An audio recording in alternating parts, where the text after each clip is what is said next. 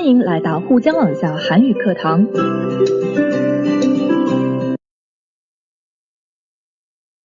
안녕하세요. 연세한국어 5급 과제 부문 안보미입니다. 오늘은 제9과 총복습 3 정리해봅시다 편입니다. 과제 찬반 토론을 해봅시다. 다음과 같은 환경보호의 사례가 있습니다. 여러분은 이에 대해서 어떻게 생각합니까? 사례들 하나씩 살펴보겠습니다. 먼저 사례 1. 채식으로 지구를 살리세요. 인간과 동물과 지구를 죽이는 육식은 그만, 건강한 채식하세요. 육식으로 인해 수많은 동물이 고통과 신음 속에서 살아가고 있습니다. 진정한 웰빙은 나 자신뿐만 아니라 모든 생명이 서로 존중하며 살아가는 것입니다. 사례 1은 채식주의에 대한 사례들 되겠습니다. 자, 다음 사례 2입니다. 거지가 아니라 프리건족입니다. 환경 지키자. 야채빵 주어 한 끼 식사. 대부분이 중산층 고학력자. 일 적게 자발적 실업 선택. 자, 사례 2는 여러분들 좀 생소하실 수 있어요. 바로 프리건족에 대한 이야기입니다. 자발적 실업 선택이라고 했죠? 물질 만능주의를 비판하면서 의식주를 쓰레기로 해결하는 사람들을 우리 프리건족이라고 합니다. 자, 그리고 사례 3 볼게요. 유명 제품 안 쓰고 1년 살아보니 재래시장서 쇼핑하고 TV, DVD 시청도 끊어 살 빠지고 은행계좌 흑자로 환경운동가 다 돼. 사례 3 같은 경우 사례 1의 채식주의나 사례 2의 프리건족과 같이 엄청난 사회의 반향은 아니고요. 하나의 일종의 캠페인입니다. 역시 물질 만능주의를 비판하고 또 환경보호 차원에서 나온 캠페인인데요.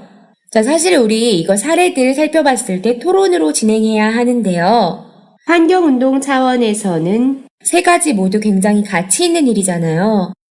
저 개인적으로는 이번 9단원에서 우리 환경 문제에 대한 이야기를 같이 많이 나눈 만큼 이 사례들을 보고서 편하게 살고 있는 우리들의 삶을 좀 반성해보고 우리도 그냥 작게나마 어떻게 환경보호 차원의 운동들을 실천할 수 있을지를 생각해보는 시간이 됐으면 해서 찬반 토론으로 진행하지 않고 이 사례들에 대한 가치에 대한 이야기 함께 나눠보도록 하겠습니다.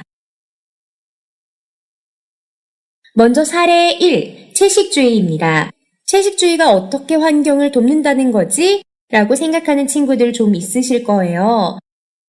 자, 그런데 여러분, 그냥 고기를 먹을 때요, 우리 밥상에 고기가 올라오기까지 일단은 소든 돼지든 닭이든 가축을 키워야 되죠. 그런 키우는데 사료를 생산하는 데부터 해가지고 그리고 또 도축하는 거요. 동물들을 고기를 만들기 위해 죽이는 과정, 또 가공하는 과정, 이런 모든 과정들 다 공장을 가동해야 가능한 것이잖아요.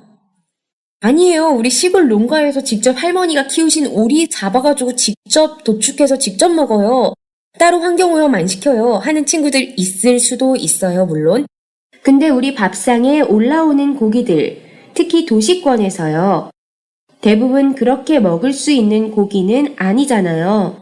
자, 어쨌든 소고기 1kg을 생산하기 위해서 필요한 물이 15,500리터라고 해요. 자, 반면에 쌀 1kg을 생산하기 위해 드는 물은 3,300리터밖에 안 된대요. 육식을 할 때와 채식을 할 때의 차이, 낭비되는 물의 차이가 엄청나죠? 자, 그리고 어쨌든 고기가 식탁 위에 올라오기까지 이렇게 공장을 가동하고 사료를 만들고 동물을 도축하고 가공하고 이런 과정에서 공장을 돌리느라고 나온 메탄가스의 양이 엄청나죠? 지구온난화의 주 원인이 되는 겁니다. 자, 이러한 배경들 때문에요. 채식주의를 하면은 어쨌든 동물을 죽이지 않게 되고 그에 따라서 물 소비량이라든지 아니면은 배출되는 메탄가스의 양을 줄인다고 치면은 굉장한 환경보호의 일환이 되겠죠. 자, 그럼 제가 설명드린 부분 일단은 좀 간략하게 정리해서 말하기 진행해 볼게요. 소고기 1kg을 생산하기 위해 필요한 물은 15,500리터인 반면 쌀 1kg을 생산하기 위해 드는 물은 3,300리터라고 합니다.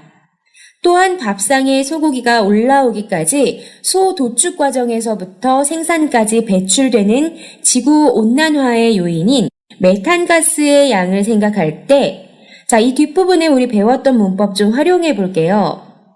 을이라 공부했었죠. 채식은 단순한 개인 건강을 위한 일은 아니다를 을이라와 연결시켜서 자신의 주장 붙이는 생각합니다. 연결해 볼게요. 채식은 단순한 개인 건강을 위한 일은 아니리라 생각합니다. 또한 육식을 위해 양식되는 동물들의 무자비한 사육을 생각할 때 동물 보호 차원에서도 채식은 가치 있는 일이라 생각합니다. 자, 다음 프리건족입니다. 거지 아니에요. 이 사람들 멀쩡한 직업도 있고요. 이 사람들 잘 살고 있는 사람들이에요. 특히 화이트 컬러 계층이 많다고 해요. 의식이 있기 때문에 이런 운동을 하는 거죠. 프리건은 자유롭다의 프리와 채식주의, 비건의 합성어입니다. 자, 이 부분 소개하면서 우리 시작해 볼게요. 프리건은 자유롭다와 채식주의의 합성어로 물질 만능주의를 비판하며 쓰레기를 뒤져 의식주를 해결하는 사람을 말합니다. 로 프리건족의 의미 설명하고요. 거지가 아니라 의식을 갖고 환경보호에 동참하는 사람들로 정보통신망을 통해 최근 조직화된 활동을 보여주고 있습니다. 배운 문법 활용해 볼게요. 자, 프리건족이 사람들을 비판하고 있는 게 있어요. 자, 사람들이 소비만 할 줄 알아요. 그리고 아끼고 절약할 줄 모르면서 너무 물질 만능에 빠져서 쓰레기를 너무 많이 배출하면서 환경을 오염시키고 있다라고 비판하고 있거든요. 자, 우리 배웠던 문법, 을 줄만 알았지 활용해 보겠습니다. 앞에 문장은 좀 틀렸다고 생각하고 뒷문장을 강조하는 표현이죠. 자, 프리건족은 사람들이 소비를 할 줄만 알았지 아끼고 절약할 줄 모른다며 물질 만능주의를 비판합니다. 버려지는 쓰레기 안에서 쓸만한 것들을 찾아 최소한의 소비만을 하며 환경보호에 동참하고 있는 프리건들의 생활 방식이 다소 이상해 보일 수도 있으나 이상하다고만 생각할 게 아니라, 자, 여기서도 우리 배웠던 문법 하나 나오죠? 을 게 아니라. 자, 앞문장 선택하지 말고 뒷문장의 것이 더 가치 있다라는 의미입니다. 자, 이상하다고만 생각할 게 아니라 그들이 왜 이러한 삶을 선택했는지에 대한 의식을 생각해보고 우리의 생활을 반성할 필요도 있다고 생각합니다. 자, 다음 사례 3번입니다. 최소한만 소비하기 캠페인이죠.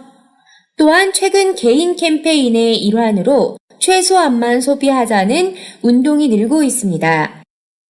유명 브랜드 제품 및 대형마트 쇼핑을 포기하고 필요한 것들은 재래시장 및 산지에서 공급받으며 심지어 TV 및 라디오 등의 세속적인 것들도 끊어버리고 설거지 세제, 샴푸 등 인공적인 것들을 거부하고 직접 베이킹소다나 커피 찌꺼기 등을 이용해 해결하는 경우가 많습니다. 자, 이런 생활 조금 불편해 보이죠? 불편한 생활을 택한 경우이기는 하지만은 불편한 생활이 몸이 배어 그만큼 환경은 보호되겠죠? 자, 우리 정도 표현하는 많지 사용해서 말해보겠습니다. 조금 불편한 생활을 택한 경우이기는 하나 불편한 생활이 몸에 배는 많지 환경은 보호될 것입니다. 자, 이렇게 우리 환경보호 사례들 첫 번째 채식주의, 두 번째 프리건족, 세 번째 최소한만 소비하기 캠페인 살펴보고 그 가치를 한번 생각해 봤습니다. 자, 제각각 크게든 작게든 실천하는 경우이지만은 확실히 환경보호의 일환으로 동참하고 있는 사례들이죠. 자, 우리 생활 너무 편하게 하고 있잖아요. 이미 참여하고 계신 분들도 있겠지만은 지금 우리의 편한 삶이 어떻게 주어졌으며 그 생활을 계속 유지하고자 하면 보호도 필수적일 것이고 우리도 보호에 동참하고자 하면은 어떤 것들이 있을지를 좀 생각해 본 시간이 됐으면 좋겠습니다. 자, 그럼 다음 우리 문화 읽기 넘어가겠습니다. 254쪽입니다. 자, 여러분, 한반도라는 말 들어보셨어요?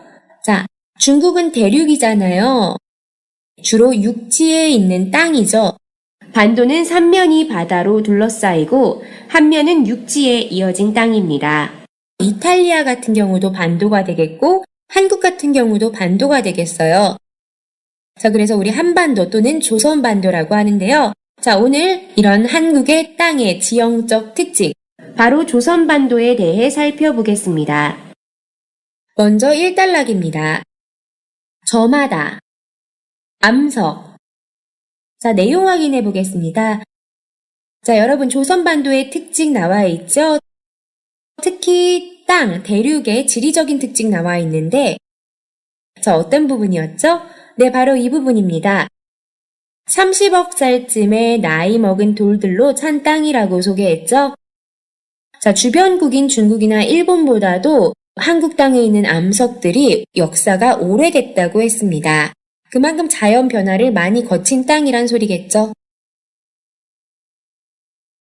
다음 단락입니다. 방파제. 조선반도의 특징 두 번째 특징 찾아봐 주세요. 네, 바로 지진의 위험으로부터 어느 정도 안전하다 그랬죠? 자, 왜 지진의 위험으로부터 어느 정도 안전하다고 했죠? 자, 첫 번째 앞부분 살펴봐 주시면요. 자, 중국 같은 경우는 산맥이 연속이에요. 자, 그래서 그런 산맥과 산맥이 부딪히고 지각 변동대가 많아서 지진이 일어날 수 있지만은 한국은 산맥이 그렇게 많지 않고 있더라도 조금 단조로운 양식이에요. 또한 그 산맥들이 이루는 곳에 변동대가 없어요. 자, 산맥이 이루는 변동대가 없음. 산맥이 이루는 변동대가 없기 때문에 지진으로부터 비교적 안전하다고 할 수 있겠고요. 그리고 또 일본이 바로 앞에 있잖아요. 자, 일본이 방파제 역할을 하기 때문에 태풍이나 지진, 화산 이런 재난 등을 막아주고 있다라고 했습니다. 자, 다음 단락입니다. 점유하다. 자, 조선반도의 특징 세 번째 특징 살펴볼 수 있죠? 자, 반도기 때문에 위로는 육지, 아래로는 바다로 뻗어나갈 수 있다라고 했습니다. 육지에서 바다로 나가는 관문, 이게 바로 반도의 특징이죠.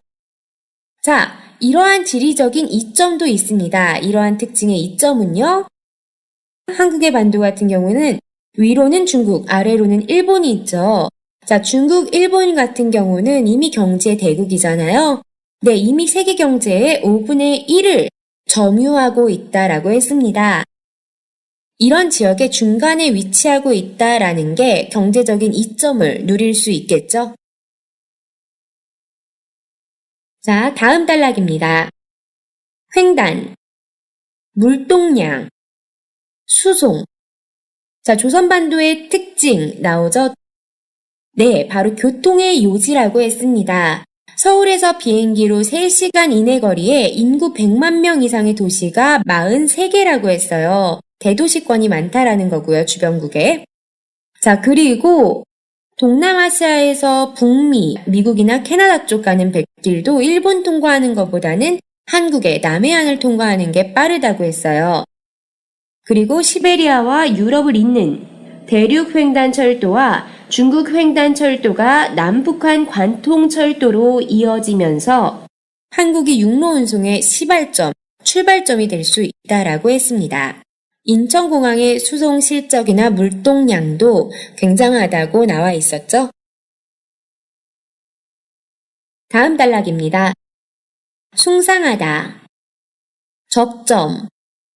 자, 이번에는요, 그냥 조선반도가 아닌 전체적인 반도라는 공간적인 특징이 나와 있습니다. 자, 반도라는 공간의 특징은 어떻다고 했죠? 네, 이 부분이죠. 다양한 문화가 흘러 들어오고 각각의 문화를 독창적인 형태로 정착시키기 좋다라고 했어요. 자, 그 예로 이탈리아 같은 경우가 예로 나왔죠? 이탈리아도 반도예요. 자, 유태 종교인 기독교를 변형 수용해서 로마 기독교 문화를 형성했고요. 자, 또 터키 반도, 터키 같은 경우도 반도인데 동서양의 양대 문명을 통합한 독특한 방식을 형성했다라고 했어요. 또 스페인의 이베리아 반도 같은 경우는 이슬람 문명 그리고 또 서양 문명의 접점으로 한 시대를 이끌어오기도 했다라는 예를 들고 있습니다. 자, 그럼 조선반도는요? 살펴보기 전에 단어 확인해 보겠습니다. 토착, 유입되다, 잡종, 융합. 자, 조선반도의 특징 5번째입니다. 자, 어떤 거 있죠? 네, 불교나 기독교, 유교 등의 외국 문화가 한국의 토착 문화와 결합하여 독창적인 문화를 형성했다라고 했습니다. 자, 그래서 다른 반도와 마찬가지로 조선반도 또한 이렇게 다양한 문화가 융합되면서 또 독창적인 문화를 형성했다고 했습니다. 여기서 잡종 문화라고 표현했는데요. 네, 이런 반도적 특성으로 잡종 문화를 독특하게 형성했다라고 설명하고 있었어요. 자, 그럼 내용 확인해 보겠습니다. 조선반도는 어떤 땅입니까? 자, 첫 번째 단락하고 두 번째 단락 확인해 주시면 되죠? 30억 살쯤 먹은 늙은 돌로 꽉 찬 땅으로 주변 중국이나 일본보다 훨씬 오래된 곳이다. 2번. 위 글에서 얘기하는 반도의 특성에 대해 어떻게 생각하는지 이야기해 봅시다. 자, 첫 번째로는 바다와 육지의 연결 관문이란 특징 살펴봤었고요. 자, 두 번째로는 교통의 요충지라는 특성 살펴봤어요. 그리고 마지막 세 번째로는 다양한 문화 수용 및 형성을 해서 독창적인 문화를 탄생시킬 수 있다라는 특징 살펴봤었습니다. 3번.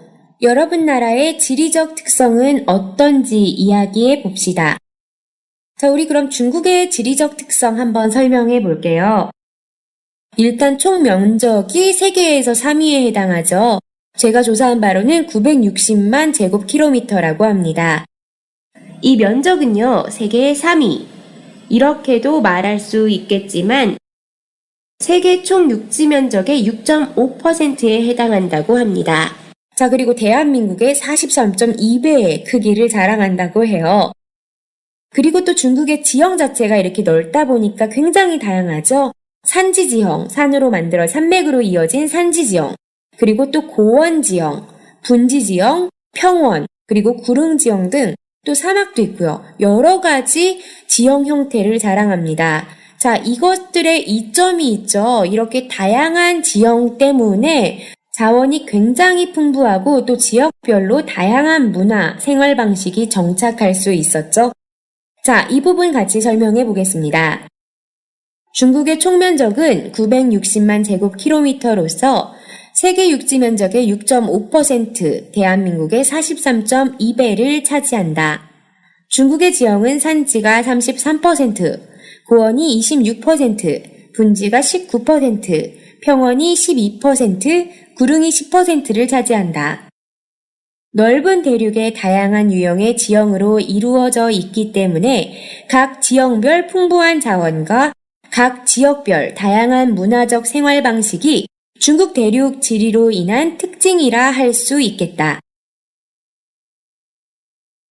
자, 그리고 또 중국 대륙에서 빼놓을 수 없는 게 세계에서 가장 긴 국경이죠. 22.117km에 해당한다고 해요. 그래서 굉장히 다양한 국가들과 인접해 있죠.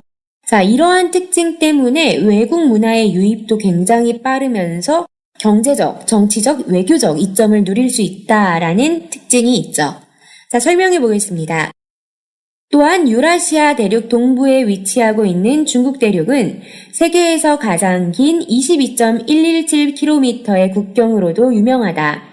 북동쪽으로는 러시아와 북한, 북쪽으로는 러시아와 몽골, 서쪽으로는 중앙아시아 국가인 키르기즈스탄, 타자키스탄, 남서쪽으로는 히말라야 산맥을 경계로 남아시아의 네팔, 부탄, 아프가니스탄, 인도, 파키스탄과 접하며 남쪽으로는 동남아시아의 라오스, 미얀마, 베트남과 접한다.